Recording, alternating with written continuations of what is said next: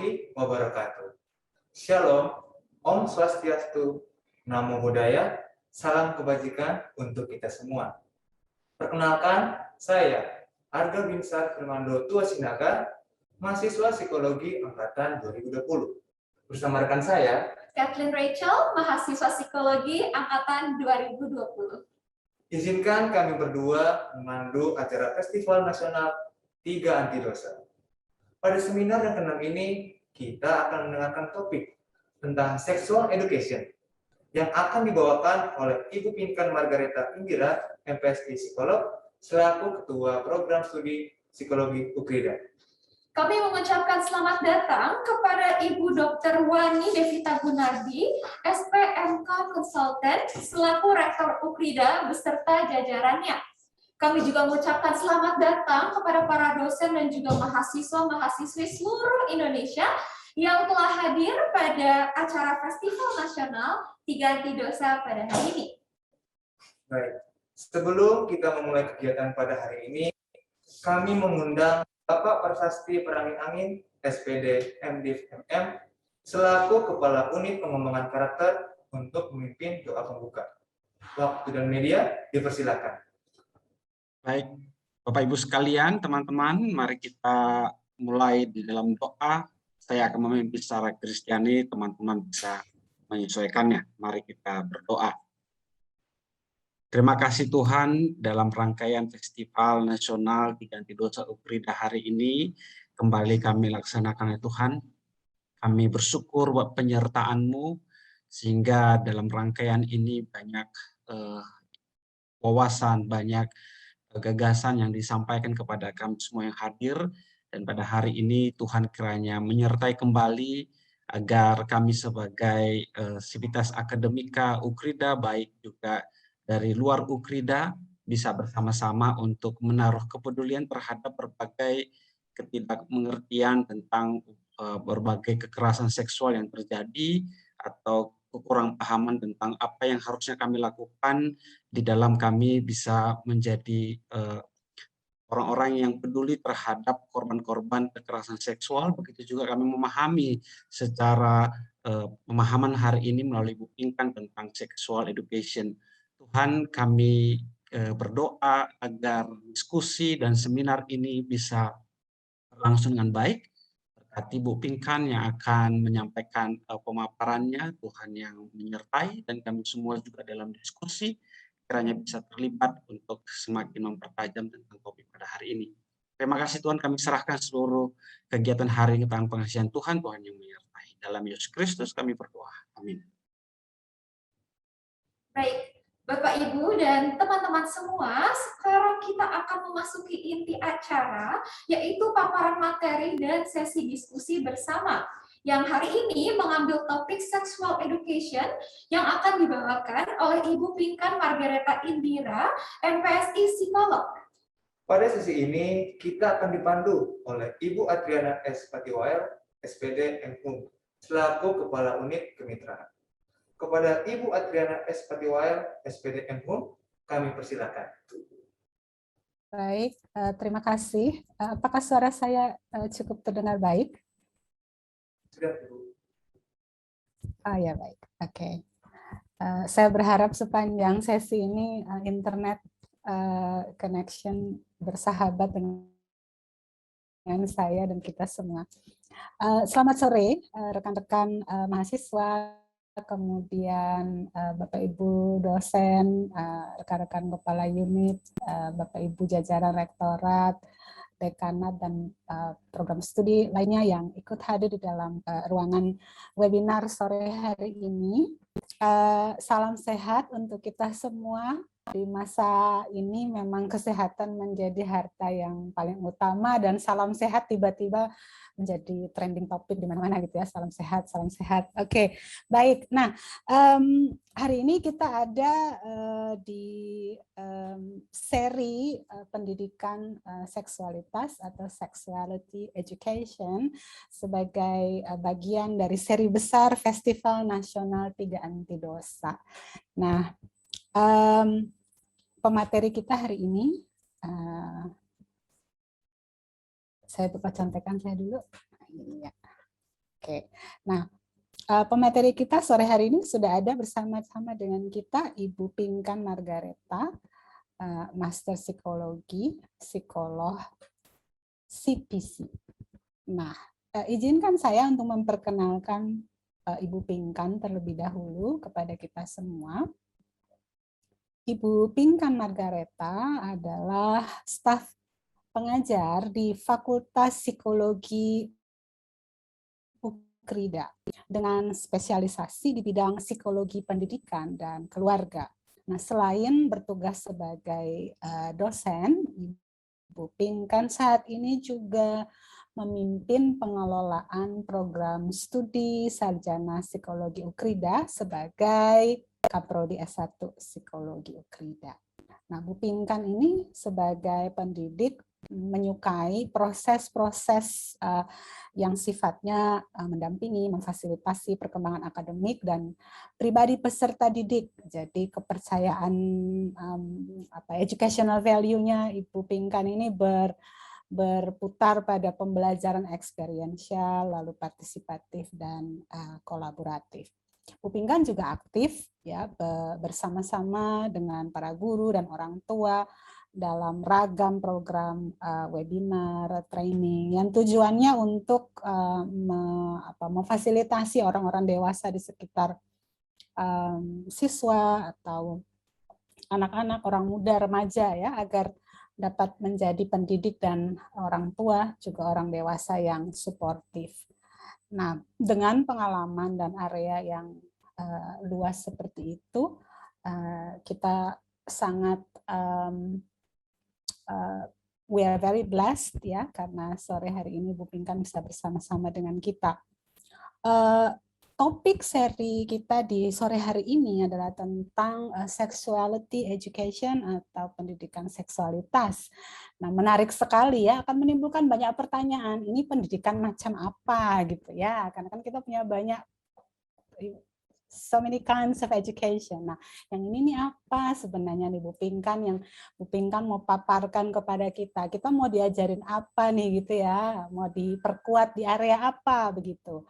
Apa kaitannya antara pendidikan seksualitas dengan isu-isu kekerasan berbasis gender atau berbasis seksualitas. Lalu ketika kita semua sudah diberdayakan dengan paparan dari Bu Pinkan, apa yang bisa kita lakukan? Saya ingat beberapa hari lalu, minggu lalu mungkinnya dalam minggu-minggu lalu itu, Mas Menteri kita sudah menerbitkan ya semacam surat keputusan yang menegaskan bahwa semua insan pendidikan tinggi ini bertanggung jawab untuk memastikan bahwa lingkungan kampus adalah lingkungan yang aman terhadap terjadinya kekerasan berbasis gender dan kekerasan berbasis seksual. Nampaknya ini memang tema yang dipilih oleh panitia tepat sekali momentumnya ya Bu Pinkan ya, pas sekali. Oke, baik. Saya tidak akan berlama-lama, Bu Pinkan punya waktu 40-50 menit untuk sharing pikiran-pikiran bernas yang pasti sudah Bu Pinkan siapkan untuk kita. Monggo Bu Pinkan. Ya, terima kasih Bu Arin. Selamat sore Bapak Ibu, teman-teman mahasiswa semua. Ya, supaya kita nanti bisa diskusinya lebih lama ya. Jadi semoga saya bisa sampaikan ini 40 menit saja supaya diskusinya bisa 30 menit karena saya kira topik ini akan menarik untuk didiskusikan. So, meskipun sore hari teman-teman mahasiswa mungkin udah ada yang capek gitu dari pagi, nggak apa-apa sambil minum kopi. Boleh ya Bu Arin ya? Sambil ada Bapak Ibu yang hadir juga. Saya lihat beberapa, nah itu Bu Arin juga udah pakai. Jadi kita relax aja teman-teman. Saya betul-betul mengharapkan feedback dari teman-teman ya, question, comment, anything, karena betul sekali, saya sambil share screen, topik kita ini kok ya pas gitu ya, dengan apa yang sedang terjadi. Nanti saya akan ambil angle dari sudut itu. So, saya langsung masuk saja ke materi yang sudah saya siapkan. Nah, oke, tadi itu ya, kalau teman-teman buka di YouTube, lagi naik tuh cuplikan-cuplikan di Narasi TV, Mbak Najwa ini, Mas Menterinya hadir, jadi sudah diluncurkan Permendikbud Ristek. Udah jadi permen, Bu Arin ya, permen, jadi Dan saya sendiri tadi juga belum detail membaca. Saya pikir ini nanti buat Ukrida, Pak Pras dan tim, kita kayaknya perlu juga meresponi ini, karena kalau permen itu kan ada yang wajib harus kita laksanakan. Salah satu yang saya sempat baca, selain secara eksplisit dijelaskan 20 kategori kekerasan seksual. Itu very clear, very detail, teman-teman. Kita semua juga nanti harus belajar, dan perguruan tinggi harus mengedukasi sivitasnya, karena saya pribadi mendukung ya, meskipun ini masih kontradiktif. Nanti kalau teman-teman lihat di tayangan Mata Najwa, ada semacam perlawanan begitu ya, atau saya terlalu heboh kalau sebutnya perlawanan. Jadi ketidaksetujuan terhadap Permendikbud ini karena dimaknai berbeda. Nah, ini juga menarik setelah saya kemarin sempat pelajari. Jadi teman-teman, ada orang, ini menurut saya ya, menunjukkan bahwa memang kalau bicara seksualitas atau seks, itu di negara kita masih multitafsir begitu. Masih dianggap sesuatu yang jangan dibicarakan, itu dosa gitu ya. Oh, udah usah jangan dididikkan, nanti malah memancing untuk orang melakukan gitu ya. Jadi saya kira kita masih di situ, sehingga Permendikbud ini pun sempat memunculkan sebuah logika yang menarik sih sebenarnya kalau dikaji. Karena gini teman-teman, ketika Permendikbud ini dimaksudkan untuk melindungi mahasiswa dan semua sivitas yang ada di kampus, karena memang kejadian kekerasan seksual itu bukan baru-baru terjadi.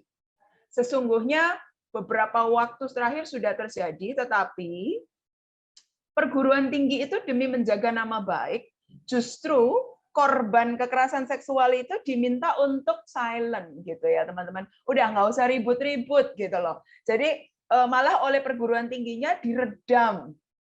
Nah, suara dari bawah ini teman-teman mahasiswa juga banyak. Justru ini yang kemudian didengar oleh jajaran kementerian ya. Dan kalau Anda nanti sempat nonton, silahkan nonton. Karena ini memang pelik ya, teman-teman. Kita sendiri kalau jujur, kadang-kadang kita juga begini. Ini orang beneran korban atau bikin-bikin sih? Kadang-kadang gitu ya. Sehingga terjadi viktimisasi 2 kali. Gitu. Udahlah jadi korban, di-stigmakan lagi. gitu teman-teman. Kasihan sebetulnya. Nah, ini bola-bola yang sedang hangat. gitu ya. Kalau bilang panas, kayaknya terlalu lebay, tapi hangat. Nanti silahkan mari kita diskusikan. Intinya sudah clear sekali, ada 20 perilaku-perilaku yang termasuk di dalamnya teman-teman mahasiswa dalam penggunaan ini internet ya. Jadi ketika Anda mengirimkan kata-kata atau foto yang berbau seksualitas oleh orang, itu bisa dianggap sebagai abuse.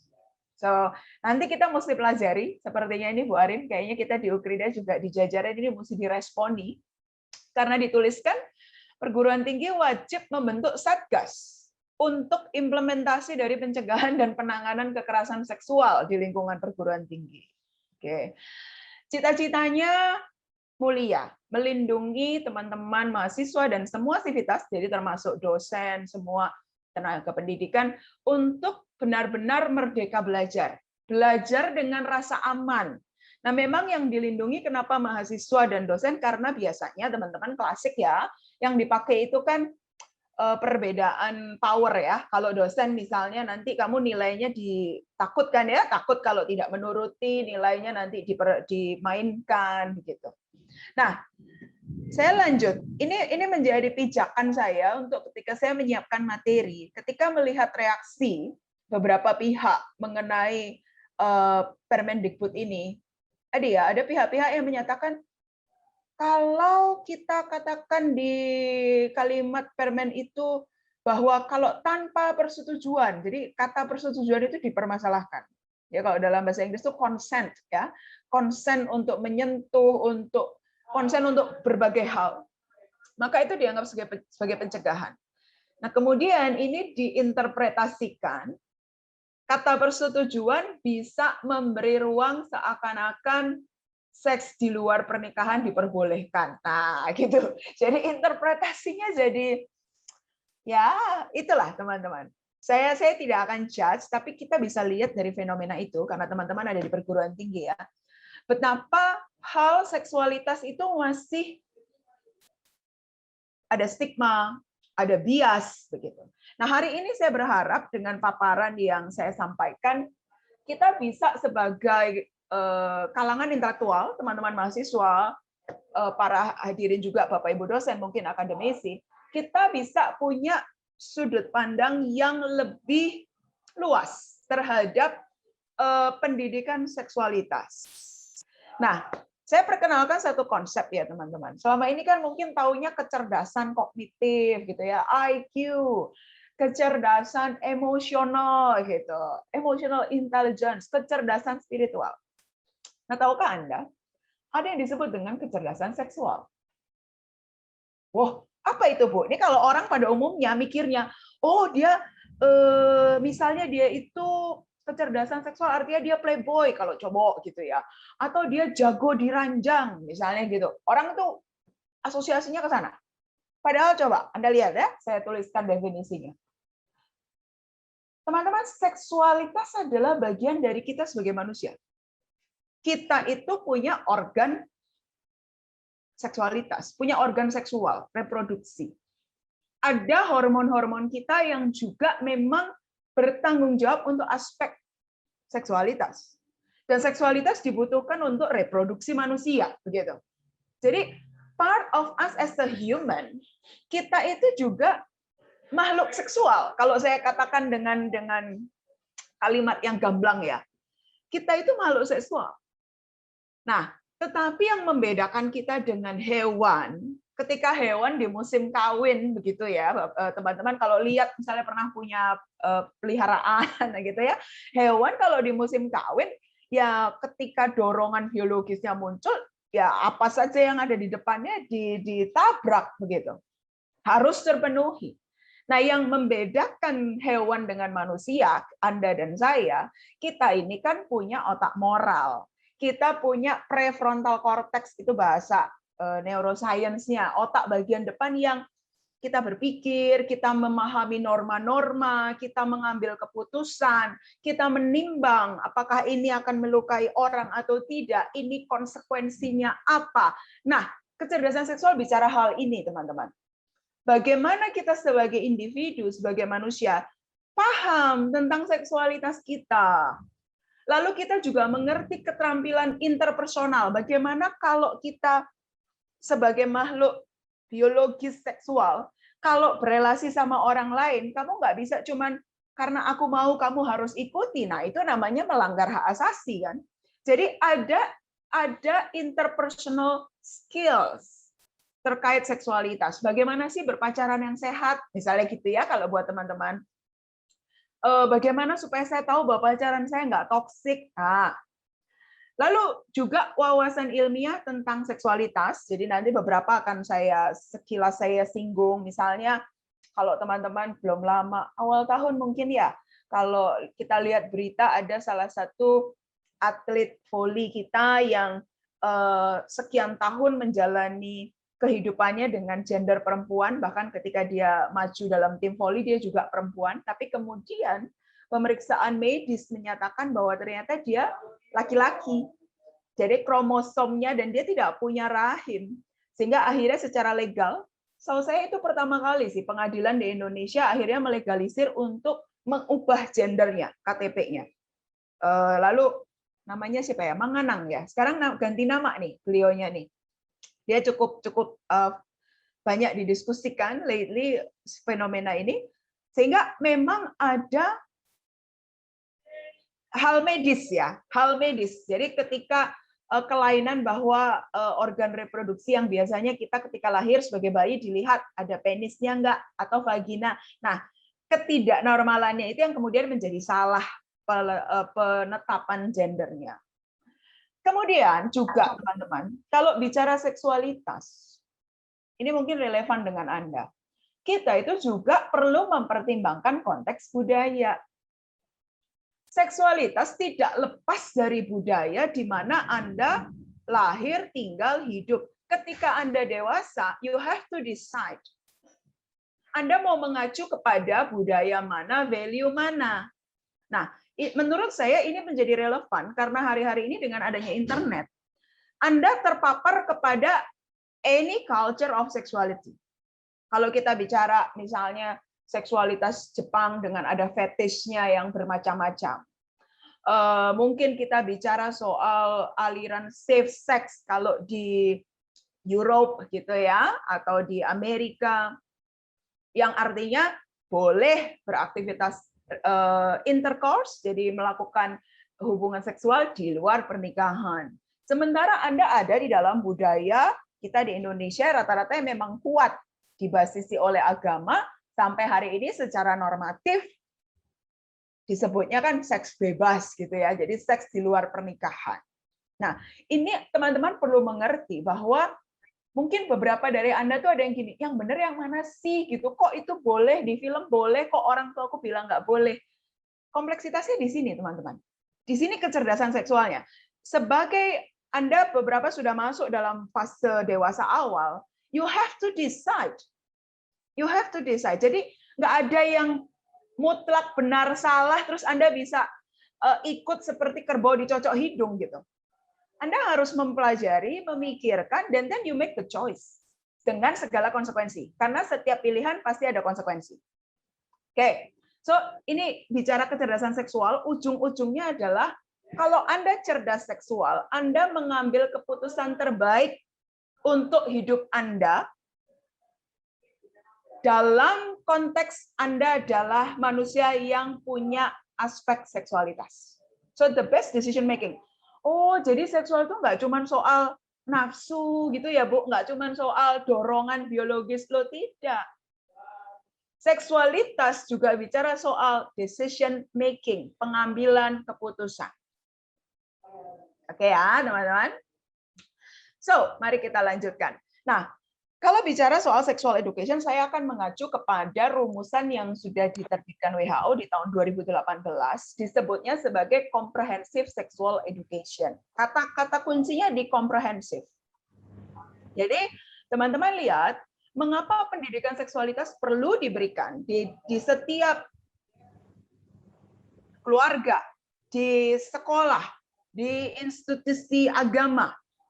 Karena, teman-teman bisa bayangin ya, misalnya Anda punya satu alat gitu ya, gadget atau kendaraan, terus Anda tuh nggak ngerti itu gadget atau kendaraan itu bisa punya function apa. Itu sama kalau kita manusia punya organ seksual, punya capacity untuk aktif secara seksual, tapi tidak punya pemahaman, jadinya bisa terjerumus gitu, salah fungsi, abuse gitu teman-teman. Oleh sebab itu, saya pribadi meyakini kalau seksualitas ini terus dianggap tabu dan tidak dibicarakan, ini justru akan menjerumuskan. Kita perlu mengedukasi tentunya setiap usia anak punya level yang berbeda. Apa yang harus di-sharingkan materinya itu beda-beda. Tapi ketika mereka seperti Anda, teman-teman mahasiswa sudah di usia dewasa awal, 17-18 tahun, you really have to know. Gitu. Karena pengetahuan itu yang akan bisa membantu Anda untuk making good decision for your life. Nah, jadi kalau teman-teman bisa lihat, comprehensive sexual education adalah proses belajar. Makanya tadi Miss Arin betul sekali, Bu Arin. Kenapa dibilangnya pendidikan ya? Gitu. Orang dulu pikir kalau bicara seksualitas nanti tahu sendiri. Nah, zaman saya dan Bu Arin masih anak-anak atau remaja mungkin begitu ya. Orang biasa bilang nanti tahu sendiri gitu. Seingat saya 2 minggu lalu ketika Ibu Cassandra menyampaikan materi, beliau juga sempat singgung ya betapa alotnya ketika penamaan pendidikan seksualitas itu ditolak-tolak gitu. Terus diperhalus kesehatan reproduksi gitu. Karena somehow kata seks itu udah diinterpretasikan tuh buruk gitu, teman-teman. Padahal kalau kita mau jujur, loh yang menciptakan seks itu ya penciptanya manusia toh. Gitu kan. Cuman selama ini karena sesuatu yang baik sudah diciptakan dengan baik ini di-abuse, disalahgunakan, akhirnya menjadi dosa, begitu ya, teman-teman. Nah, seksualitas itu tidak hanya terkait biologis. Ada aspek kognitif, tadi saya sempat singgung, pengambilan keputusan, ada aspek sosial emosional. Makanya teman-teman, kalau orang ada yang bilang, ya saya kan cuma berhubungan seks, udah nggak ada kok, jiwa saya tidak apa-apa, emosi saya tidak apa-apa. Nanti dulu. Are you really sure? Bahwa relasi seksual itu hanya biologis. Sekali lagi, kita bukan hewan. Aspek biologis kita adalah keutuhan dari siapa diri kita. Kita punya social, emosional, kita punya moral, kita punya spiritual, itu semua akan mengkait dan terpengaruh ketika kita mengambil keputusan yang salah tentang perilaku seksual kita. Nah, teman-teman, ada kata komprehensif menyiratkan ada 8 materi. Ini sebetulnya kurikulum ini. Teman-teman ya, saya kali ini menayangkan dengan cepat saja. Nah, ini kalau Mas kali kita bicara, WHO itu sudah bikin kurikulum untuk setiap level usia. Buku panduannya sudah ada. Kita bisa adapt actually sesuaikan dengan culture kita. So kalau bicara soal seksualitas, kita bicara pertama kali dari interpersonal relationship, hubungan antar manusia. Nah, kan orang nggak nyangka kan, selalu seksualitas itu bicaranya yang koitus gitu ya, berhubungan seksual, itu sempit, itu pandangan yang sudah kuno gitu ya teman-teman. Satu, kita akan bicara soal interpersonal relationship, mungkin bahasa Anda sekarang tuh yang toxic relationship, healthy relationship, that's the language gitu ya. Lalu kita juga bicara values, nilai, hak asasi, budaya terkait seksualitas, kita bicara gender, kita bicara kekerasan seksual itu sendiri dan bagaimana menjaga diri kita, safety kita. Lalu kita bicara keterampilan untuk supaya kita tetap sehat dan sejahtera.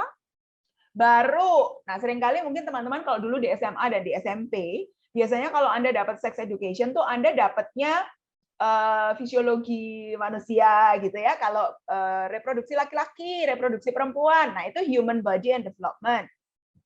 Lalu yang tergolong perilaku seksual itu apa? Gitu, orientasi seksual. Nah, itu masuk. Kemudian biasanya Anda juga diedukasi dengan penyakit menular seksual dan HIV/AIDS, kehamilan. Nah, itu sebenarnya hanyalah sepertiga dari satu materi yang sudah dirumuskan oleh WHO yang tentunya melalui riset ya, teman-teman. Dan kalau Anda baca panduannya, it's already melalui riset yang didukung data-data empiris bahwa manusia itu lebih baik mengerti tentang seksualitasnya. Ada orang bilang, kalau ngerti nanti nyoba. Belum tentu. Justru comprehensive sexual education yang sudah dilakukan menunjukkan by data bisa mempengaruhi menurunnya kehamilan di luar nikah. Jadi ketika manusia kita nih tahu ya teman-teman, kita jadi mikir. Tapi kalau Anda nggak tahu, rem Anda blong, gaspol, coba-coba. Tapi kalau sudah tahu, Anda bisa mikir, Anda bisa menimbang. Nah, mari kita lihat dengan cepat saja satu persatu ya, teman-teman. So, kalau bicara seksualitas, hal yang paling basic. Sebagai manusia, relasi seksualitas itu ada di dalam konteks relasi antar sesama manusia. Kita bukan hewan, itu yang Anda harus ingat. Kita bukan hewan yang kalau musim kawin terus kawin gitu. Bukan. Karena seksualitas ada dalam konteks untuk kita membangun keluarga nantinya, menunjukkan kasih sayang. Nah, artinya materi pertama atau wawasan pertama yang harus kita kuasai, skill yang harus kita kuasai adalah jangan ngomong seksualitas dulu ya, teman-teman. Mungkin yuk kita ngaca. Saya tuh udah bisa nggak ya berelasi yang cukup baik dengan keluarga? Lingkar terdekat kita. Relasi cukup baik itu seperti apa, Bu? Namanya relationship ya, teman-teman. Tidak ada relationship yang mulus. Hubungan itu pasti akan ada ujian konflik, beda pendapat gitu. Nah, kita sudah bisa deal dengan itu nggak? Atau kita ini yang masih kalau tidak berjalan seperti maunya kita kabur, kita marah, kita murka gitu ya. Nah, Anak-anak boleh begitu, tapi orang dewasa ini kan tidak. Lalu apakah lebih luas lagi? Apakah saya itu sudah punya skill friendship, pertemanan? Teman nanti dibedakan lagi. Ada teman yang biasa saja, ada teman yang sangat dekat.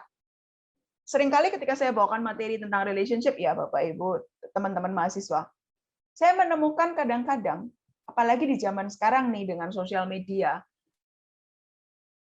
sadar tidak sadar kita itu tidak punya kesadaran. Sadar tidak punya kesadaran. Kita tidak sadar batasan-batasan area informasi pribadi yang saya mau bagi. Kalau dalam psikologi namanya self disclosure. Seberapa Anda membuka tentang diri Anda kepada siapa? Contohnya, yang menggunakan sosial media buat curhat gitu ya. Coba dipikir. Anda membuka isu personal di ruang publik yang pertemanannya itu Anda nggak bisa kontrol. Yang bisa jadi ketika masalah itu menggusarkan Anda saat ini, tapi di kemudian hari, kan namanya masalah bisa hilang ya, bisa selesai. Misalnya saya dan Bu Arin bermasalah, terus saya share di ruang publik, tapi bulan depan saya udah baikan. Tapi yang saya udah share di ruang publik, ini kan saya nggak bisa kontrol. Jadi seringkali kita ternyata belum cukup terampil untuk bisa menempatkan relasi-relasi antar manusia kita, baik manusia nyata maupun manusia virtual, seberapa batasnya saya open, disclose saya seberapa. Sehingga kalau kita bicara soal seksualitas, berapa banyak yang terjadi begini, kalau pas pacaran, kirim-kiriman teks yang misalnya berbau seksual, foto-foto yang vulgar, terus putus. Apa yang terjadi?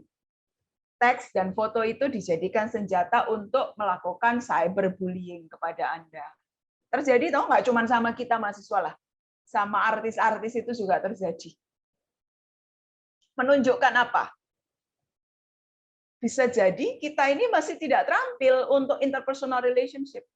So, kalau kita bicara pendidikan seksualitas, kita akan belajar bagaimana relasi yang sehat antar manusia. Selanjutnya, ini saya tadi sudah sebutkan. Teman-teman, seksualitas, Anda mesti bertanya ke diri Anda, saya ini mau menganut nilai apa? Kalau Anda dibesarkan secara Kristiani, agama Kristen mengajari Anda, apa itu seks, bagaimana itu nanti dilakukan. Tuhan akan batasan-batasannya ada, semua agama ada. Semua agama ada. Budaya timur, batasan-batasannya apa?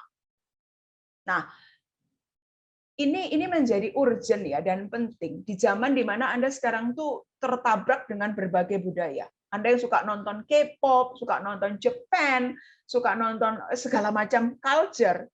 Film-film itu ataupun musik ataupun tontonan giving you input the values. Nah, pertanyaannya saya sekarang adalah which one yang kamu mau pilih? Loh, Bu, berarti milihnya gimana? Ya lihat, setiap value ada konsekuensi. Ya kan? Ya you choose dengan dewasa. Choose dengan dewasa tuh gini loh. Jangan pilih nilai terus nggak mau konsekuensinya. Contohnya gini. Kalau Anda meyakini bahwa seksualitas adalah hak, maka saya boleh meskipun belum menikah saya aktif secara seksual dengan pacar-pacar saya. Oke ya, oke silahkan. Tapi nanti pas mau menikah dapat jodoh ternyata misalnya pria atau wanita yang baik-baik gitu ya, yang besar dengan nilai yang menjaga keperawanan dan keperjakaan misalnya, kuat nilai-nilainya. Terus merasa pas mau menikah kok saya tidak sebanding lah. Nah dulu waktu milih untuk bebas kenapa nggak mikir ada konsekuensi ini kan gitu. You have to think further. Kalau misalnya Anda merasa, saya yakin banget bahwa saya nanti nggak apa-apa lah, saya tidak lagi mengacu pada harus perawan atau tidak. Konsekuen, sampai akhir gitu ya. Konsekuen. Sebaliknya buat Anda yang meyakini bahwa kesucian, bahwa Anda ingin memberikan tubuh Anda yang masih suci begitu kira-kira ya, kepada pasangan, ya konsekuen lah dengan itu. So, teman-teman, itu kebetulan saya ambil dua jalur yang paling ekstrim lah ya. Jalur yang safe sex atau abstinence. Itu ada dua gelombang besar kalau di dunia. Lalu, Anda paham nggak sih hak asasi manusia? Anda paham nggak sih kalau misalnya dalam pacaran terus kalimat-kalimat kayak gini, ya kamu sayang aku, kalau sayang aku ya kamu mau lakuin itu. Itu Anda melanggar hak asasi gitu loh. Orang dianya nggak mau, kamu paksa. Nah, bicara soal Permendikbud yang baru muncul, itu banyak sekali mengajari kita tentang hal itu. Apa sih hak-hak yang harus kita hormati? Gitu. Apa hak-hak yang harus kita hormati terkait dengan seksualitas? Lalu acuan budaya yang dianut. Nah, ini dijawab dulu teman-teman gitu ya. Jadi seksualitas itu nggak cuma soal perilaku seksualnya. Nah, yang ketiga, memahami gender.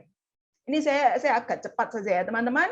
Seks adalah jenis kelamin ya. Jadi ketika Anda lahir lalu dilihat kalau punya vagina itu perempuan, kalau ada penis itu laki-laki.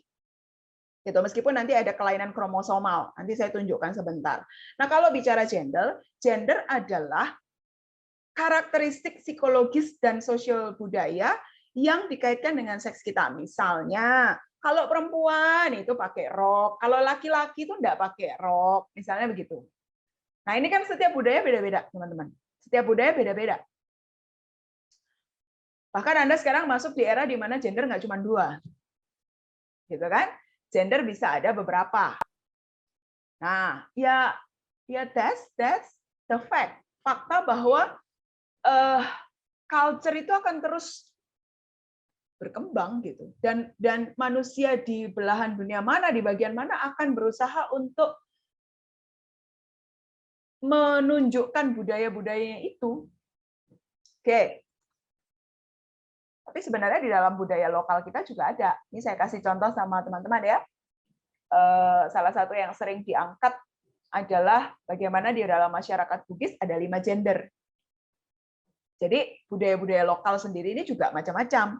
Nah, bicara gender, ada yang namanya identitas gender, Anda mempersepsikan diri sebagai female or male atau others. Lalu peran gendernya apa? Budaya yang dianut apa, begitu kan? Lalu bicara, nah ini saya mau tunjukkan kepada Anda sekilas saja ya, bahwa bisa jadi ada kelainan-kelainan kromosomal. Nah, nanti PDF-nya bisa di-share, teman-teman bisa baca sendiri. Ini Anda lihat ya, kalau ada, misalnya female harusnya XX, male harusnya XY. Tetapi terjadi struktur yang error, begitu istilahnya, dalam fase pembentukan. Nah, ini kalau biological prosesnya harusnya seperti ini. Tapi bisa terjadi gangguan kromosom yang terjadi begini. Ini misalnya sindrom Klinefelters. Kromosomnya bukan XY, tapi XXY. Maka testisnya menjadi kecil. Saya nggak mau jelasin ini terlalu dalam, karena ini ranahnya sebenarnya ranah kedokteran ya, teman-teman. Tapi I just want to show you. Nah, ini penisnya atau testisnya undersize, menjadi kecil. Biasanya mandul. Fertilitasnya mandul. Ini contoh-contohnya. Atau ada androgen insensitivity syndrome, Turner syndrome. Nah, ini memang kaitannya dengan medis. Teman-teman bisa lihat, sudah ditemukan oleh dunia medis. Nah, yang kita perlu pahami, gender itu dipelajari secara sosial. Kita belajar soal gender mulai dari kanak-kanak. Bagaimana mungkin Anda dikasih baju warna pink kalau Anda cewek, kalau Anda cowok biru atau coklat. Mainannya kalau cowok mainan mobil-mobilan, pistol-pistolan, kalau cewek mainannya yang masak-masakan. Nah, dikonstruk di budaya kita. Dari apa yang kita lihat, media yang kita tonton, buku-buku. Nah, hari-hari ini memang media mulai mengirim pesan, teman-teman kalau lihat Netflix, lihat film-film sekarang, sudah banyak sekali diintroduce keluarga-keluarga yang same sex ya. Jadi daddy and daddy, mommy and mommy gitu, lalu punya anak yang diperoleh dengan berbagai metode, misalnya dengan bayi tabung dan sebagainya. Ada banyak cara. Nah, kembali lagi, kalau kita mau lihat di Indonesia bagaimana, jangan lupa konteks budaya. Gitu ya. Nah, jadi kalau sudah bicara gender, kita nggak hanya bicara jenis kelamin. Oke, yang keempat, keamanan diri terkait seksualitas. Saya kira ini materi sudah dibahas 2 minggu lalu oleh Ibu Cassandra. Jadi Anda perlu tahu apa yang digolongkan pelecehan dan kekerasan seksual. Nanti pelajari Permendikbud nomor 30 2021, udah bisa diunduh. Anda akan lihat di undang-undang itu sudah ada secara eksplisit 20 tindakan yang digolongkan sebagai kekerasan seksual. Adanya Permendikbud membuat ada landasan hukum, teman-teman. Sehingga ketika itu dilakukan dan pihak korban punya bukti dan sebagainya, maka ini bisa dibawa ke ranah hukum. Ini juga menjadi sebuah bentuk perlindungan. Selama ini ketika belum ada Permendikbud, yang diacu adalah kode etik biasanya. Nah, kode etik sedikit lebih lemah kekuatan hukumnya. Lalu kita juga bicara soal area-area private tubuh. Bagian-bagian mana yang memang merupakan area private? Ini diajarkan sejak TK bahkan, sejak umur 3 tahun, 4 tahun sudah diajari. Mana area-area yang hanya boleh disentuh, dilihat olehmu, gitu ya, tapi tidak oleh orang lain. Kemudian keamanan diri seksualitas terkait internet dan gawai. Teman-teman, jejak digital tidak pernah hilang. Oleh sebab itu kita hendaknya tidak naif ya, misalnya mengakses situs-situs yang Anda satu kali waktu ketika, sebenarnya kuncinya gini sih teman-teman, kalau Anda ketika mengakses itu perlu sembunyi-sembunyi gitu ya, berarti hati nurani Anda sudah ngasih tahu bahwa itu nggak patut. Atau ketika Anda mengirimkan ada rasa jangan di-share ya, hati nurani Anda tuh sudah ngomong bahwa itu nggak patut gitu. Tapi seringkali karena sekarang kayaknya udah jadi common juga ya di kalangan remaja itu. Ketika pacaran terus mulai mengirim foto-foto vulgar. Sekali lagi, menirukan apa yang ada di media gitu ya. Lalu sex chat, sex phone gitu. Itu mulai banyak terjadi. Menjadi perilaku-perilaku yang kemudian dilakukan. Tetapi seringkali tidak dipikirkan dampak keamanannya. Karena once Anda kirim itu gambar atau teks itu sudah Anda lepas kontrol. Kita nggak tahu Anda orang screenshot, orang simpan, you never know. Atau mungkin gadget Anda hilang, lalu nanti ditemukan orang, whatever. Pokoknya jejak digital itu malah sulit untuk dihapus. Lalu selanjutnya, yang kelima, keterampilan hidup sehat terkait seksualitas. Bagaimana Anda bisa memilih teman sebaya yang suportif? Karena seringkali, kalau dulu zaman saya SMA, saya ingat teman-teman laki-laki saya di kota kecil dulu, pengaruh teman sebayanya ini mencoba pergi ke pelacuran. Jadi para cowok-cowok itu kalau ngomong tuh rasanya keren kalau udah pernah nyoba pergi ke pelacuran. Meskipun di pelacuran biasanya ada yang kemudian ejakulasi dini, ada yang kemudian takut dan kabur gitu. Tetapi waktu itu gitu ya, zaman saya tahun 95-an, pressure-nya tuh itu. Kalau belum nyoba ke pelacuran kayaknya belum cowok, belum laki. Itu bersamaan dengan nyoba rokok, nyoba pil koplo, nah gitu-gitu. Itu zaman saya. Zaman Anda mungkin sekarang beda. 3 tahun lalu salah satu mahasiswa bimbingan saya meneliti soal akses terhadap pornografi dan ditemukan data bahwa di kelas 5 SD sebetulnya anak sudah terpapar kepada pornografi. Apalagi sekarang. Zaman saya pornografi itu susah, teman-teman ya. Mesti ada CD blue-nya tuh susah dicari kalangan tertentu. Sekarang sudah banyak orang tua yang panik kalau misalnya anaknya searching di Google tentang materi biologi, nggak taunya muncul iklan yang kalau diklik, nah udah kemana-mana. Artinya kalau bicara konten pornografi sekarang itu so easy to access, bisa datang karena dicari, bisa karena nggak sengaja. Nah, bayangkan ya teman-teman, daripada anaknya bingung, ya lebih baik di orang tua ataupun orang dewasa di sekitarnya memberikan edukasi yang benar. Karena ketika pornografi dijadikan sebagai edukasi, jadi salah. Pornografi dibuat bukan untuk edukasi, untuk fantasi. Gitu ya, teman-teman. Pengaruh-pengaruh teman sebaya, pengambilan keputusan, bagaimana cara menolak kalau Anda yang lagi pacaran, terus pacarnya mulai keluar dengan kalimat, ya kalau kamu sayang aku, kamu harus mau, gitu ya, grepek-grepek bagian atas kah, gitu, bagian bawah, you know, kadang-kadang yang sering terjadi adalah tidak bisa menolak. Nah, ini skill yang perlu dipelajari juga. Lalu literasi media dan seksualitas, melek dengan media, tahu tentang seksualitas, dan ini yang penting, mencari bantuan dan dukungan. Jika Anda mengalami kendala, apakah tersedia akses bantuan? Ini sebetulnya yang kemudian difasilitasi oleh tadi Permendikbud 30. Paling tidak di kalangan kampus mesti ada support system untuk keterampilan hidup sehat terkait seksualitas. Selanjutnya, nah ini saya nggak panjang kalau tubuh manusia dan perkembangannya, di situ ada fisiologi, anatomi seks, reproduksi, pubertas, citra tubuh. Rata-rata teman-teman biasanya di SMA udah dapat. Reproduksi laki-laki dan perempuan, itu sudah Anda bisa akses dan Anda biologi juga dapat gitu ya. Itu juga perlu. Selanjutnya perilaku seksual. Perilaku seksual bicara soal siklus kehidupan seksual. Anda mesti mengerti bahwa kalau hormon reproduksi Anda sudah aktif, maka tidak aneh kalau misalnya Anda laki-laki lalu satu kali waktu Anda bangun, Anda mimpi basah begitu ya, celana Anda basah, ada ejakulasi, atau bagi Anda yang perempuan kalau Anda disentuh di bagian tertentu kok kemudian ada terasa jantung berdebar-debar, ada gairah yang terbangkitkan, it's part of you, who you are.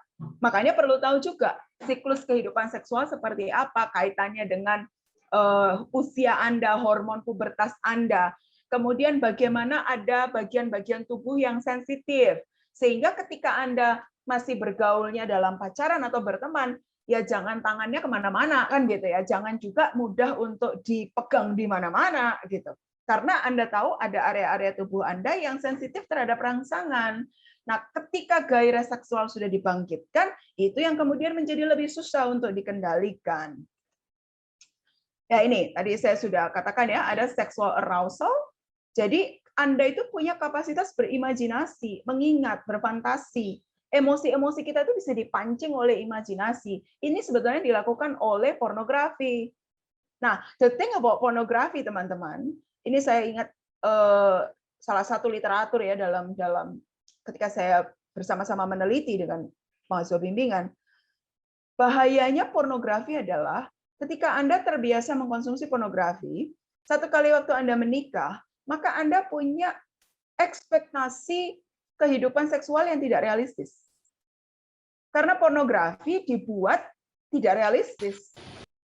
Jadi kalau kemudian Anda mengacu sexual activity kepada pornografi, Anda jadi tidak realistis. Dan kemudian jadi punya ekspektasi yang bermacam-macam ya. Misalnya yang 3 tahun lalu kah yang agak-agak booming tentang 50 Shades of Grey, sadomasochism, fetish. Nah, ya iya kalau Anda ketemu pasangan yang ekspektasinya sama. Kalau enggak, nah ini kemudian menjadi isu, menjadi masalah.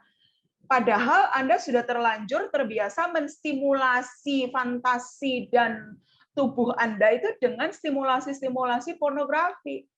Ketika kemudian pasangan Anda misalnya tidak bisa memenuhi itu, maka petualangan seksualnya menjadi tidak terfasilitasi.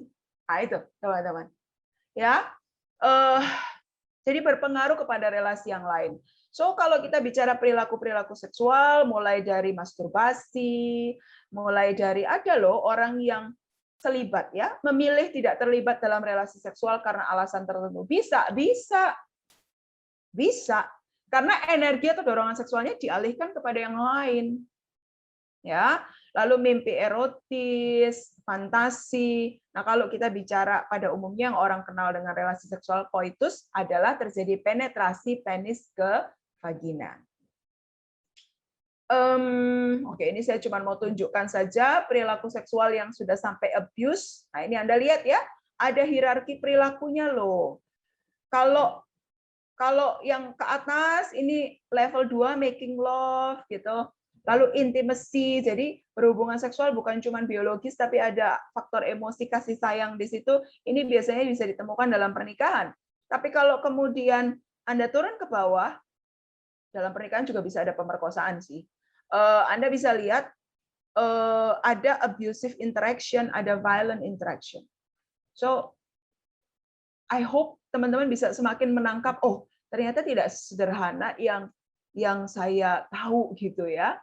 Lalu kita juga bisa pahami ini science about sexuality, continuum orientasi seksual. Ada orang yang exclusively homoseksual, ada orang yang exclusively heteroseksual, ada orang yang in between. Makanya kemudian ada yang muncul sekarang bisexual. Ya, tertarik secara seksual pada laki-laki dan perempuan, asexuality sama sekali tidak tertarik pada seksualitas, lalu homoseksual, heteroseksual ini ada continuum. So, apa sih gunanya? Oh, this is the last one. Saya nggak terlalu singgung karena toh ini banyakan Anda sudah tahu. Biasanya sexual education isinya ini, SIVS, AIDS Pro. So, this is endingnya. Yang saya harapkan kita sama-sama bisa lakukan adalah dari tadi serentetan banyak ya teman-teman. Lihat ke dirimu. Sadari dirimu. Secara seksualitas, anatomi reproduksi saya apa. Nggak ada salahnya kalau kalian yang misalnya sudah mulai remaja, kok masih belum ngerti ya tentang misalnya menstruasi saya itu rutin apa tidak kalau yang perempuan. Kalau laki-laki, bagaimana supaya menjaga kebersihan penis, bagaimana supaya saya mengelola, masalahnya kalau laki-laki sperma memang terus diproduksi gitu ya, maka apakah selalu harus, seringkali pertanyaannya gini, berarti kalau laki-laki mesti harus onani ya Bu gitu, ya belum tentu juga gitu. Sperma yang sudah diproduksi bisa keluar kalau Anda punya aktivitas fisik lain yang mengeluarkan energi. Jadi dorongan seksual itu sebenarnya bisa berubah menjadi energi untuk doing something else. Itu yang saya mau bilang ya teman-teman. Lalu Anda juga mulai eksplorasi gender saya, orientasi seksual saya. Di poin ini hati-hati gini. Karena sekarang mulai ada yang gini. Karena sekarang orientasi seksual mulai dibuka cair ya, teman-teman ya, cair begitu. Terus mulai ikut-ikutan. Oh, jangan-jangan saya ini, jangan-jangan saya itu. Nah, be very careful untuk honest with yourself. Eksplorasi dirimu. Lalu ekspresi perilaku sosial, pilihan normatif Anda. Di poin ini, you have to choose. Manusia itu yang menjadi jangkarnya, teman-teman, adalah nilai moral, value Anda. Anda mau meyakini nilai moral apa terkait seksualitas? Kalau Anda nggak punya nilai yang Anda pilih dan Anda hidupi, Anda lari kemana-mana. Kayak kapal di samudra yang bergelombang, Anda bisa ikut kemana-mana. Orang bilang bisexual, orang bilang saya mau jadi queer, Anda ikut aja gitu. What you need to do adalah pikirkan beberapa opsi value, lihat result-nya, choose dengan kedewasaan. Lalu selalu perbaharui wawasan ilmu tentang seksualitas. Hari-hari ini mudah sekali dilakukan, teman-teman. Ada banyak berita, ada banyak googling yang Anda bisa temukan. Pelajari keterampilan interpersonal terkait seksualitas. Pahami bagaimana Anda perlakukan diri sendiri dan orang lain. Respect yourself, respect others. Sesuai norma. Remember ya, seksualitas itu beda-beda tiap orang. You have to respect. Kalau ada teman kamu yang merasa tidak nyaman kalau di-hug misalnya, ini paling simple ya. Dalam pertemanan aja. Nggak semua orang tuh nyaman, kamu terus peluk, terus cipika-cipiki. Nggak semua orang nyaman. You have to respect. Gitu. Kalau kamu nyaman dengan itu, ya it's you. But others maybe not. Tahu batasan. Lalu pilih konteks budayanya.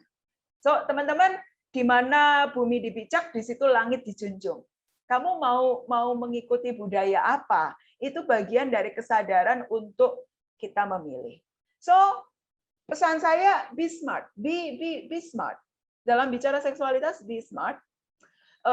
Every decision yang kita buat itu akan berpengaruh kepada masa depan. You remember that, gitu.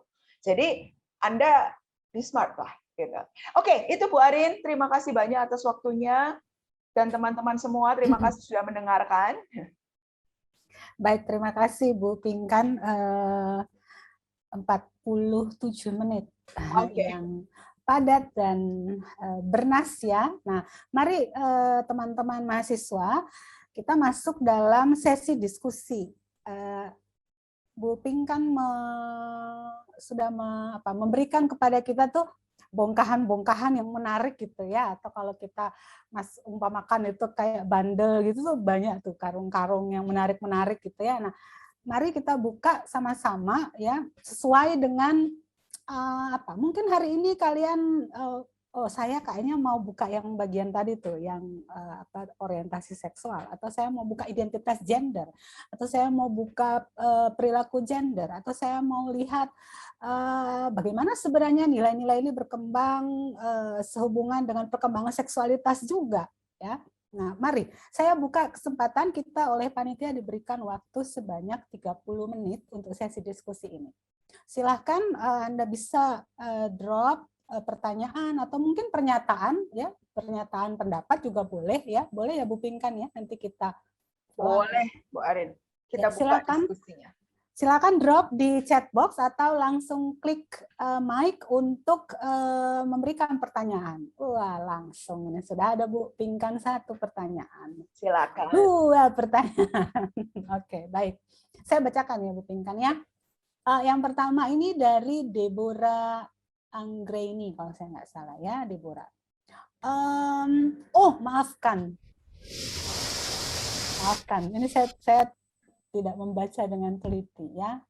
Oke. Pertanyaannya begini Bu Pinkan. Biasanya kan korban pelecehan seksual itu terjebak sendiri di dalam lingkaran akibat dari kekerasan seksual yang dialaminya, gitu. Jadi mereka tertutup, menyimpan traumanya sendiri, tidak menceritakannya kepada siapa-siapa. Kalau dibawa ke kantor polisi malah semakin di-victimize di sana ya. Nah, kira-kira dalam situasi seperti itu apa yang bisa dilakukan Bu Pinkan dalam posisi sebagai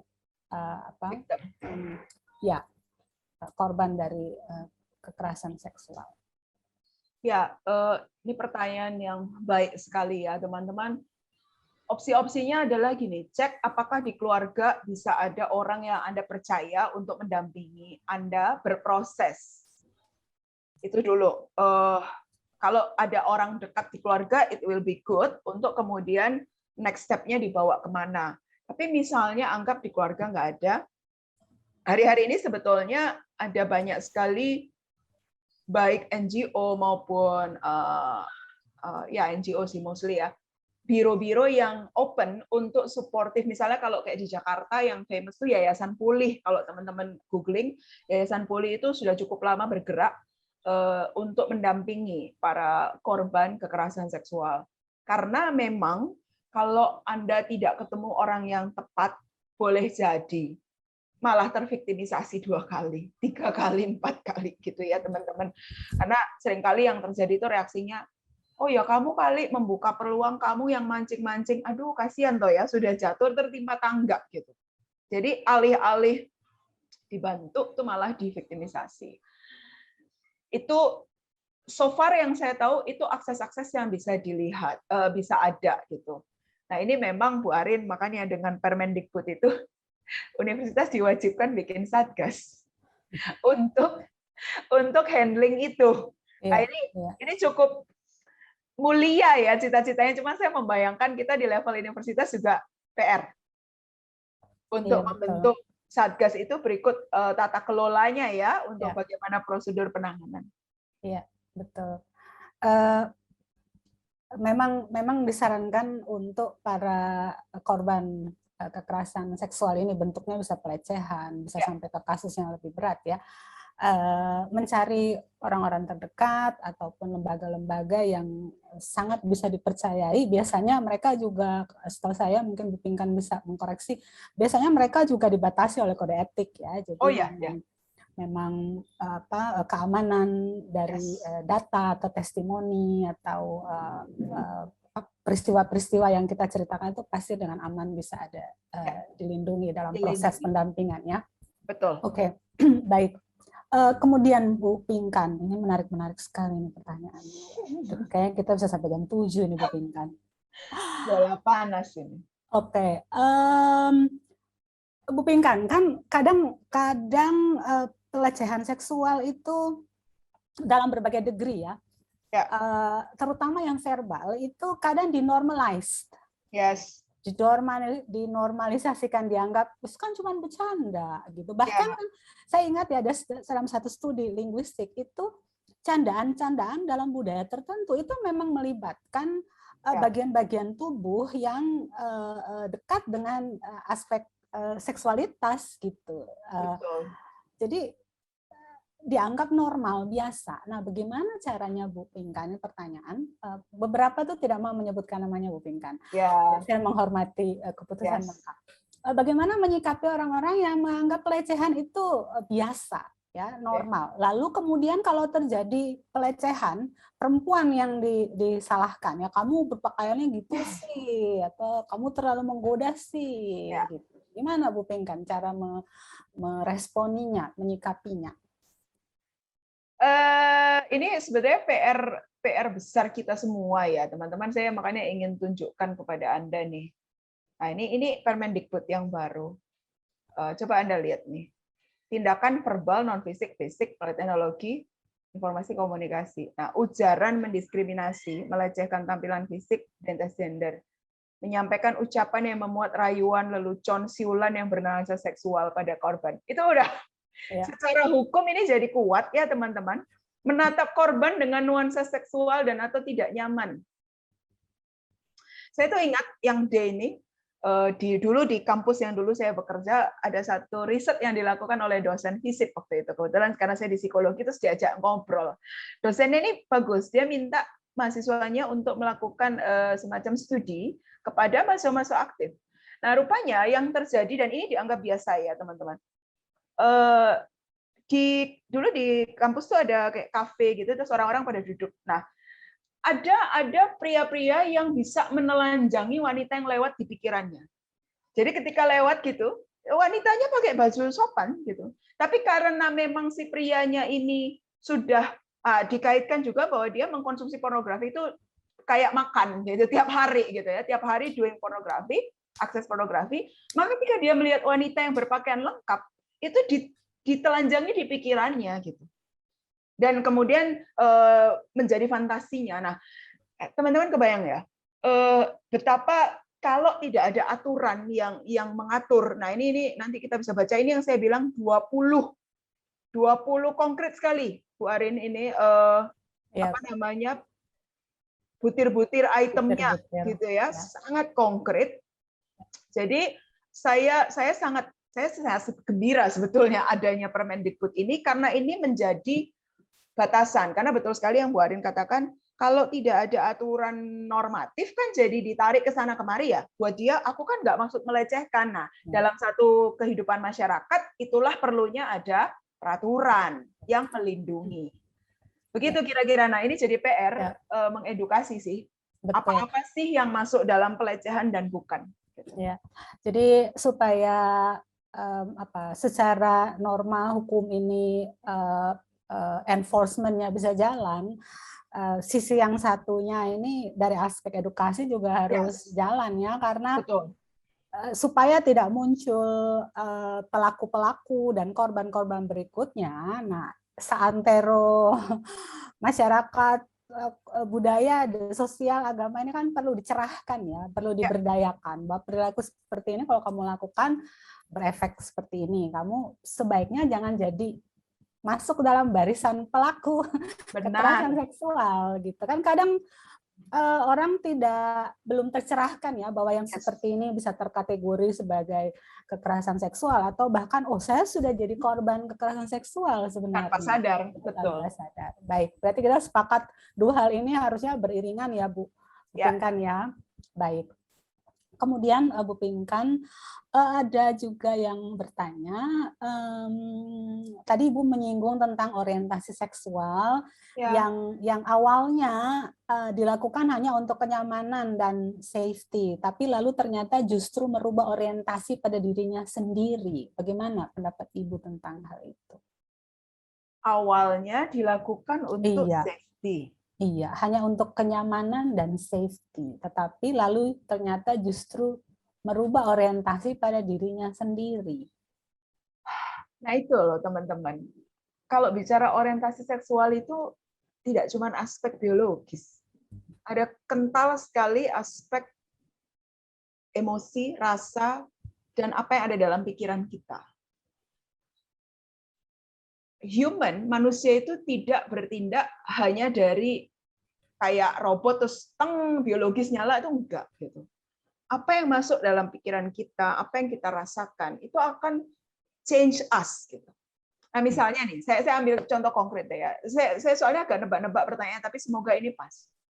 Misalnya gini, Anda sebetulnya tidak punya orientasi homoseksual gitu ya.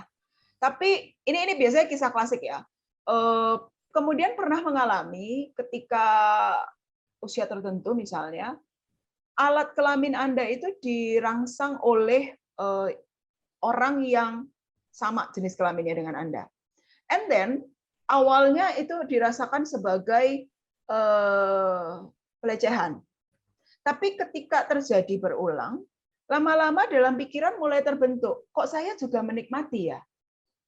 Nah, ketika kemudian merasa ada kenikmatan, kemudian mulai muncul pertanyaan, oh, boleh jadi saya ini mungkin homoseksual. Nah, teman-teman, apa ini? Fluid ya, cairnya pikiran dan rasa kita ini loh sebetulnya yang tadi makanya saya ibaratkan Anda butuh jangkar. Anda butuh sebuah pilihan yang Anda dengan sadar memilih mau berdiri atas nilai apa.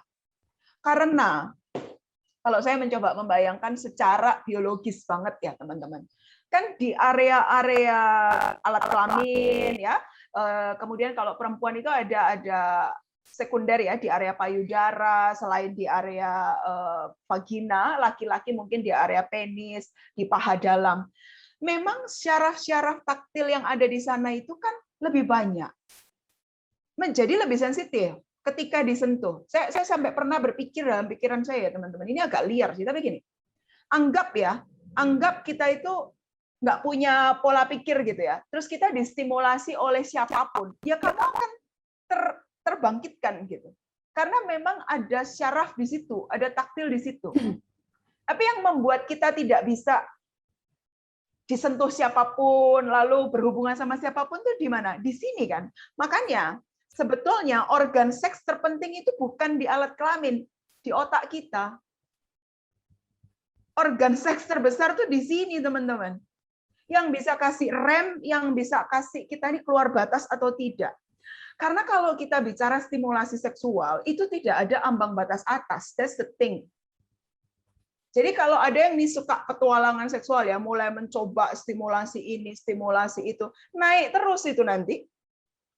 Eksplorasi dengan sadomasochism, dengan pasangan berganti-ganti, atau bahkan pesta seks ya. Jadi beberapa pasangan berganti-ganti. Wah, variasinya tuh macam-macam, teman-teman. Sampai kalau dalam psikologi kemudian yang masih dijadikan kelainan tuh kan kalau Anda misalnya terangsangnya oleh berhubungan seks dengan binatang atau dengan mayat gitu. Jadi yang kita perlu sadari, gairah seksual itu kalau tidak dibatasi oleh nilai moral dan values itu liar.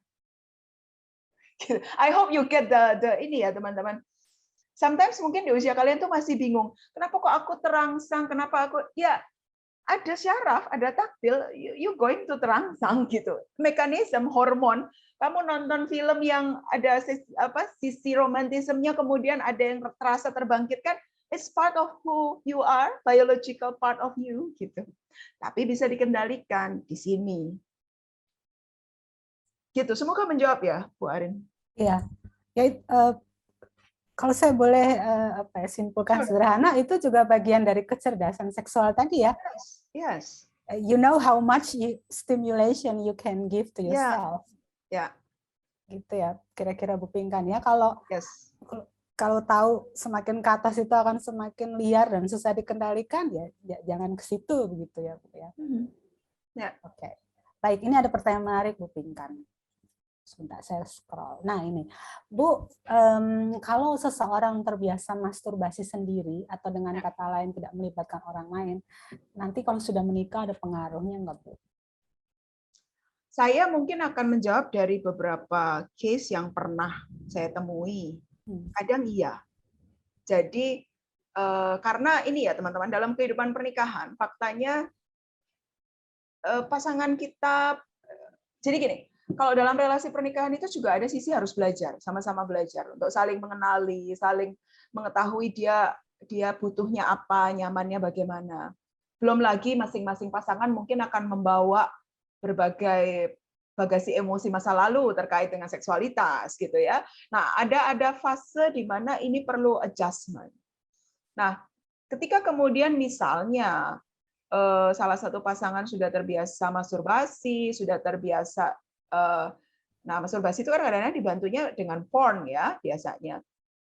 Tadi kata kuncinya di imajinasi kita, fantasi kita, sehingga kalau pasangan tidak mampu mencukupi, ya kemudian akhirnya harus memuaskan diri dengan yang lain. Di satu sisi, nah ini tadi saya katakan, seks itu nggak cuma biologis. Kalau sudah berpasangan dengan pasangan, si pasangan yang merasa tidak bisa memenuhi ini, emosinya tergores kan. Oh, I'm not good enough. Nah, nanti jadi panjang gitu siklusnya teman-teman kemana-mana gitu. Bukan hanya masalah seksnya, masalah perasaan, merasa tidak bisa memuaskan, tidak berharga, tidak dicintai. Kalau sudah bicara di situ, bicara apa? Aspek emosi kan. Bukan lagi hanya seksnya. Nah, jadi ya itu kalau saya pendapat saya pribadi, Bu Arin, ya it's okay ya, this is my personal opinion teman-teman. Saya tetap memilih setuju dengan seks yang diletakkan dalam pernikahan. Kenapa? Karena kalau itu sesuatu yang berharga dan istimewa, di-preserve gitu loh, dialokasikan untuk eksklusif gitu ya, eksklusif. Konsekuensi negatifnya tuh mungkin akan jauh lebih bisa dikendalikan. Gitu. Sementara kalau sudah aktif berganti-ganti pasangan, sudah punya experience sexually gitu ya, biasanya kemudian jadi isu juga gitu. Ada banyak konsekuensi. Gitu. Ya, kita berharap kesadaran itu jadi bagian dari kecerdasan seksual mahasiswa yang hadir sore hari ini ya. Ya. Ternyata tidak hanya soal nikmat sesaat begitu, betul, tapi dia menyentuh bermacam dimensi dan bahkan dimensinya itu udah jauh ke depan, jauh sebelum kita tiba di sana ya Bu Pinkan ya. Betul. Baik, Bu Pinkan, kita bergeser ke satu pertanyaan, ini juga menarik. Tentang pemerkosaan dalam pernikahan. Apakah ada tindakan hukum yang bisa diambil kepada pelaku? Dalam hal ini suami. Nah, itu yang RUU-nya masih mental kan, Bu Arin? Betul. Karena keluarga masih dianggap wilayah privat ya. Yes. Jadi teman, ini pertanyaan bagus, tapi for your information, RUU itu kayaknya masih ganjal terus ya, Bu Arin? Masih. Apa nama makanya RUU-nya permen, saya lupa tepatnya. Tapi makanya tindakan menjadikan mengeluarkan Permendikbud ini dianggap langkah cepat ya, karena melewati disahkannya rancangan undang-undang perlindungan kekerasan seksual. Ya, itu jawaban saya tuh kalau teman-teman ya, selama dasar hukumnya belum ada, maka jadi sulit untuk Oke, selama dasar hukumnya belum ada, itu akan jadi sulit untuk dipermasalahkan secara hukum.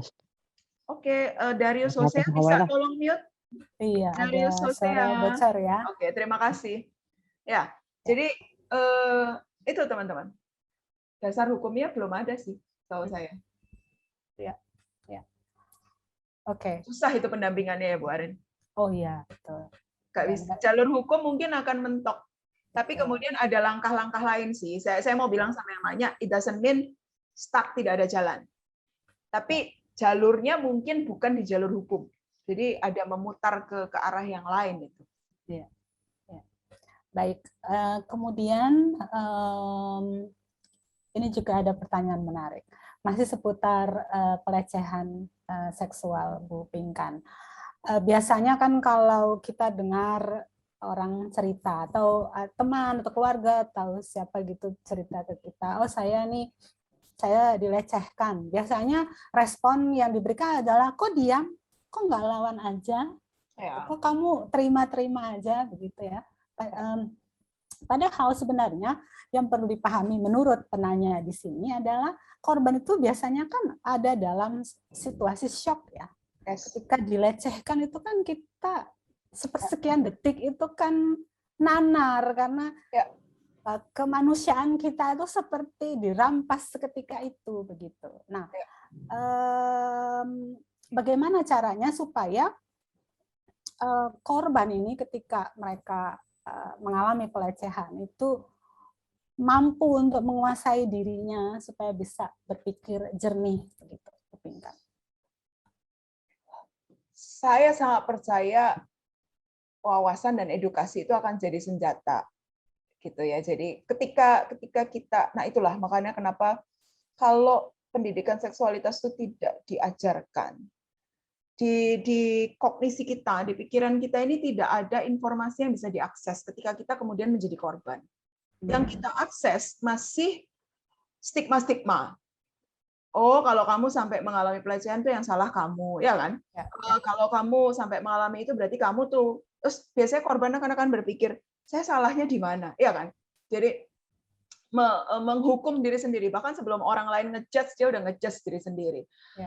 Jadi teman-teman, that's why pendidikan itu edukasi tentang seksualitas, tentang mana haknya dia, bagian-bagian tubuh dia yang menjadi haknya dia dan yang perlu direspek orang lain, itu yang akan memberdayakan kita sebagai manusia, baik laki-laki maupun perempuan, apapun gender kita.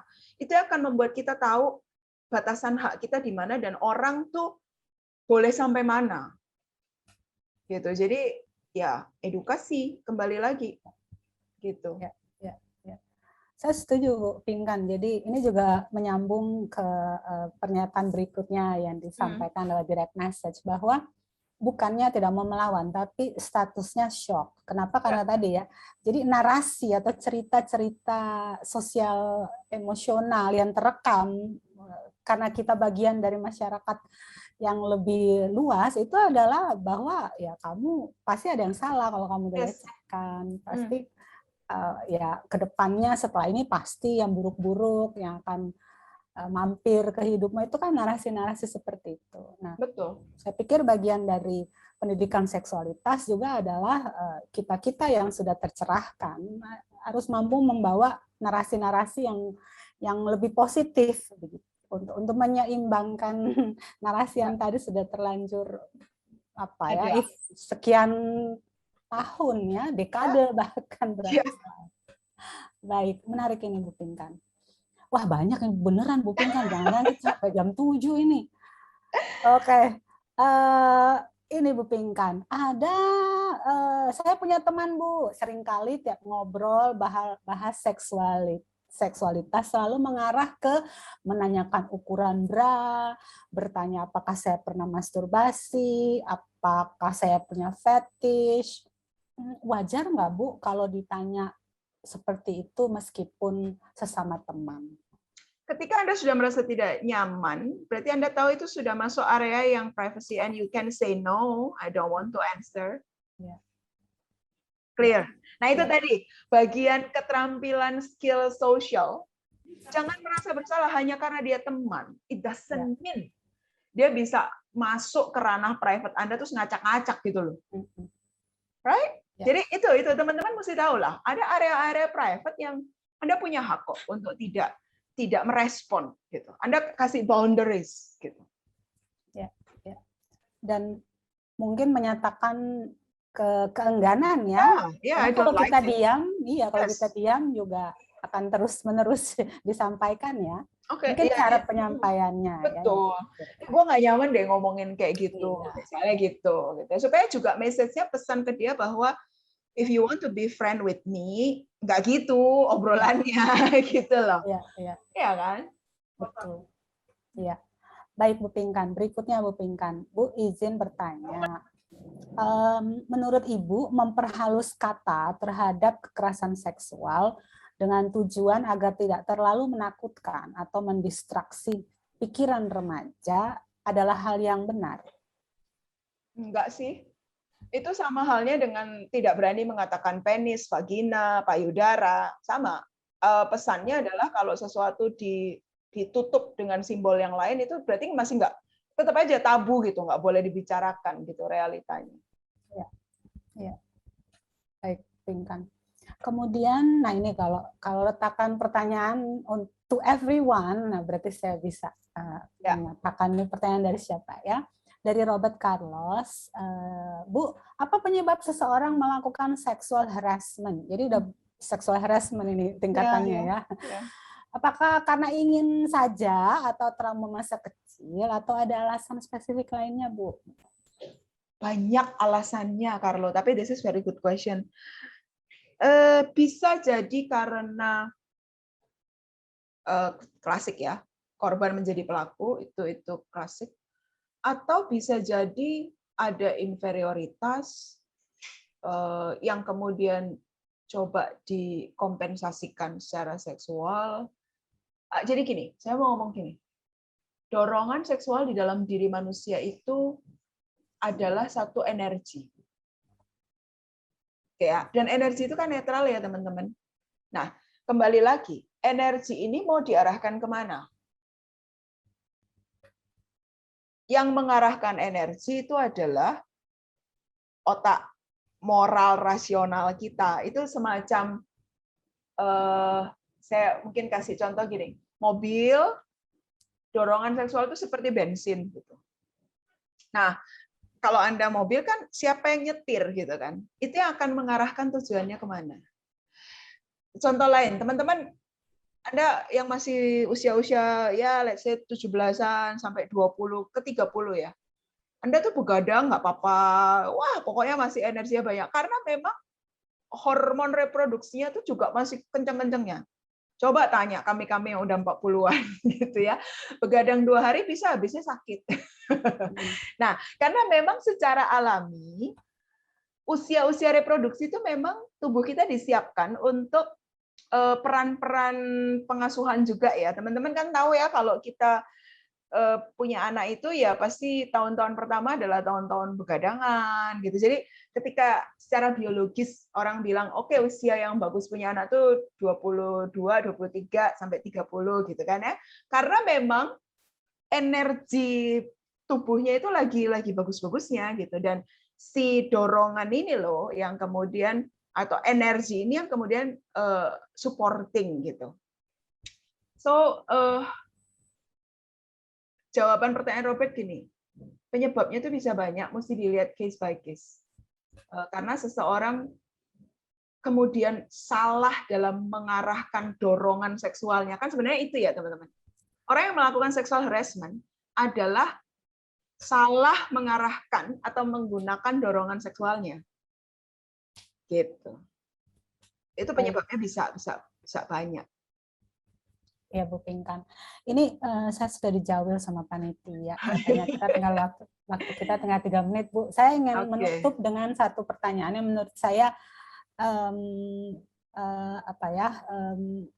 signal positif ya, Bu ya. Ya. Kalau seseorang ini sudah terlanjur tercebur ke dalam imajinasi pornografi, apa harus dari diri sendiri atau butuh bimbingan profesional, Bu? Oke. Kalau sudah terjerumus dalam pornografi, sebetulnya sudah masuk dalam perilaku adiksi.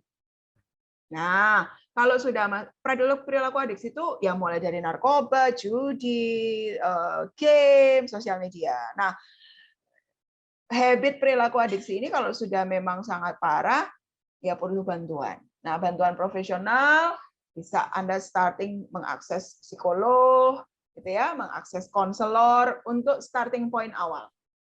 Nanti di situ bisa dibantu dengan bisa terapi perilaku, bisa pendekatan konseling yang secara intens akan membantu. Gitu sih jawabannya, Bu Arin. Iya. Sama tadi ya, Bu ya. Jadi ketika kita ada di dalam, karena efek bahwa seksualitas itu tabu, harus tertutup di balik pintu, akibatnya semua hal-hal yang berkaitan dengan itu juga seakan-akan tertutup ya. Padahal sama kan kalau kita batuk, kita akan cari obat batuk tanpa merasa ini sesuatu, diam-diam begitu kita pergi Betul. cari obat batuk kan enggak ya? Atau kita Yes. lapar, kita butuh makan kan tidak Ya. sembunyi-sembunyi kan? Nah, Betul. saya pikir ada hubungan yang cukup erat juga ya, karena Ya. perspektif pandangan kita bahwa itu adalah tabu, akibatnya juga membelenggu kita ketika Yes. kita jadi korban atau kita jadi pelaku. Nah, itu juga membuat kita terperangkap sendiri gitu. Benar. Betul, Bu Arin. Baik, Bu Pinkan. Saya minta maaf teman-teman mahasiswa, beberapa pertanyaan saya tadi menyarikan ya, saya tidak menyebutkan satu persatu, tetapi ada yang secara umum sudah kita sentuh dalam satu pertanyaan ya. Bu Pinkan, saya ingin mengatakan ini dengan banyaknya pertanyaan, berarti kesadaran dan dalam tanda kutip keberanian untuk mengungkapkan itu sebenarnya ada ya di kalangan rekan-rekan kita mahasiswa. Ya. Dan ini bisa jadi titik positif sebenarnya untuk follow up dari Permendikbud nomor 30 tahun 2021 yang telah keluar. Benar. Itu ya. Betul. Bahwa memang kebutuhan itu real, bahwa mahasiswa butuh didampingi, ya, diedukasi, didampingi. Betul. Baik, teman-teman mahasiswa, saya sebagai moderator dan saya yakin Bu Pinkan juga sebagai pemateri di sore hari ini, kami bahagia sekali, wajah kami cerah ya, karena diskusinya sangat hangat ya, dan terima kasih banyak untuk kesediaan teman-teman terbuka. Keterbukaan itu kan pilihan, jadi kami berdua sangat menghargai pilihan teman-teman untuk terbuka membicarakan ini, dan mungkin apa yang teman-teman sampaikan di kolom chat mungkin itu adalah bagian dari diri kalian atau bagian dari orang-orang terdekat kalian. Hari ini kalian sudah mengambil keputusan yang paling besar, paling berarti dalam hidup kalian.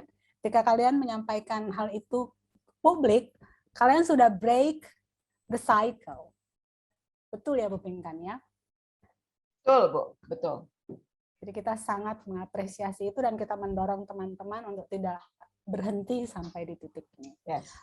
Teman-teman, kita akan segera menutup sesi ini. Salam cerdas seksualitas. Supaya bersama-sama kita bisa menghentikan siklus kekerasan seksual, kita tidak ikut-ikutan jadi pelaku, dan kita juga tidak berakhir menjadi korban kekerasan seksual. Terima kasih banyak Bu Terima Pinkan. kasih Bu Arin, terima kasih teman-teman. Terima kasih juga untuk teman-teman mahasiswa yang sudah mendengarkan dan ikut aktif dalam diskusi. Saya kembalikan kepada teman-teman panitia.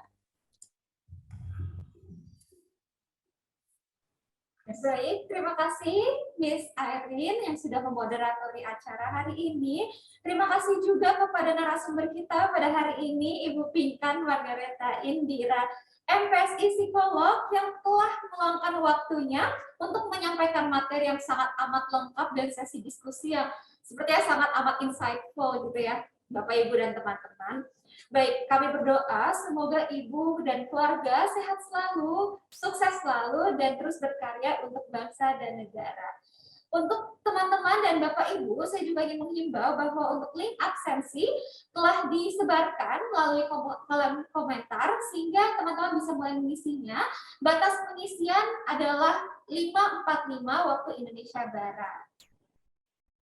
Baik, kami juga mengucapkan terima kasih kepada Ibu Adriana S. Patiwawaya, SPD MUM, yang sudah memandu sesi materi dan diskusi dengan baik, sehingga kami semua mengerti tentang arti sexual education.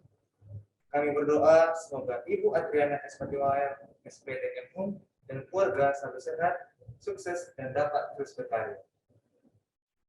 Baik, sebelum kita menutup acara pada hari ini, saya akan memimpin doa penutup secara Kristiani. Kepada Bapak, Ibu, dan teman-teman sekalian yang berbeda, silakan untuk menyesuaikan. Mari kita berdoa. Selamat sore Bapak, selamat sore Tuhan Yesus, selamat sore Roh Kudus. Terima kasih atas berkat-Mu kepada kami sehingga webinar hari ini dapat berjalan dengan baik dari awal, pertengahan hingga saat ini. Berkatilah kami ya Tuhan, agar kami dapat mengerti, memahami, dan dapat mengaplikasikan materi hari ini dalam kehidupan kami sehari-hari. Sebentar lagi kami akan melanjutkan aktivitas kami masing-masing. Berkatilah kami juga ya Tuhan. Ampunilah dosa dan pelanggaran kami ya Tuhan, agar kami tetap layak di hadapan-Mu. Semuanya kami serahkan kepada Engkau. Di dalam nama Tuhan Yesus, kami berdoa dan mengucap syukur. Amin. Amin. Terima kasih kepada Arga yang sudah memimpin doa penutup pada acara kali ini. Tidak terasa kita sudah sampai di penghujung acara. Semoga kita semua yang hadir di Seminar Nasional Festival 3 Anti Dosa pada hari ini dengan topik Sexual Education mampu memahami ya Arga bagaimana sih caranya untuk memiliki kecerdasan seksual. Di era digital saat ini, kita semua memiliki peran untuk terus mengedukasi diri, terus mengadvokasikan diri kepada orang lain juga, karena sexual education bukanlah sebuah hal yang tabu ya. Sehingga saat ini, kita semua sebenarnya sudah diwajibkan nih untuk memiliki kesadaran, untuk bijak dalam mengambil langkah untuk diri kita sendiri dan tentunya untuk bermanfaat kepada lingkungan kita ya. Baik. Bapak, Ibu, dan teman-teman, sekian dari seminar pada hari ini. Saya, Arga Binsar Firmando Tua Sinaga. Saya Kathleen Rachel. Kami Pamit undur diri. Mohon maaf, Bapak, Ibu, dan teman-teman, bila terdapat kesalahan atau adanya kurang berkenan saat kami memandu acara pada hari ini. Salam sehat bagi kita semua. Mentari senja telah tenggelam. Hujan turun disertai buruh. Kami tutup seminar hari ini dengan salam. Wassalamualaikum warahmatullahi wabarakatuh.